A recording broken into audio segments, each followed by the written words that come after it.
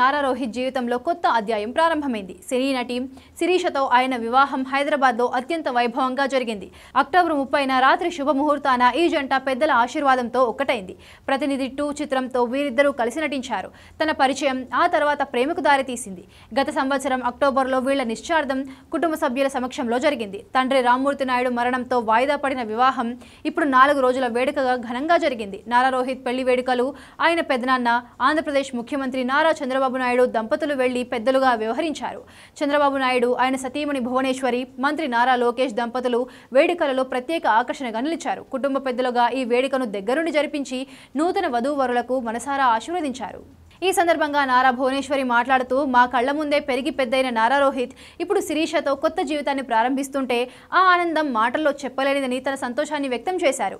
హైదరాబాద్లోని ఆజీజ్ నగర్లోని ఓ ప్రముఖ కన్వెన్షన్ సెంటర్లో జరిగిన ఈ వివాహ వేడుకకు నారా, నందమూరి కుటుంబాలకు చెందిన బంధుమిత్రులు పెద్ద సంఖ్యలో హాజరయ్యారు.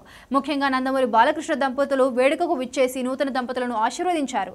సినీ రాజకీయ రంగాలకు చెందిన పలువురు ప్రముఖులు, రోహిత్, శిరీషల శ్రేయోభిలాషులు ఈ గ్రాండ్ వెడ్డింగ్లో సందడి చేశారు. వధూవరులు సాంప్రదాయ దుస్తుల్లో మెరిసిపోగా వేదిక వద్ద పండగ వాతావరణం నెలకొంది. రాజకీయ, సినీ రంగ ప్రముఖుల సమక్షంలో జరిగిన నారా రోహిత్ వివాహం అందరి దృష్టిని ఆకర్షించింది. తమ ఇంటి పండుగగా భావించి ముఖ్యమంత్రి చంద్రబాబు నాయుడు దంపతులు ఈ వేడుకను నిర్వహించడంలో ప్రధాన పాత్ర పోషించారు.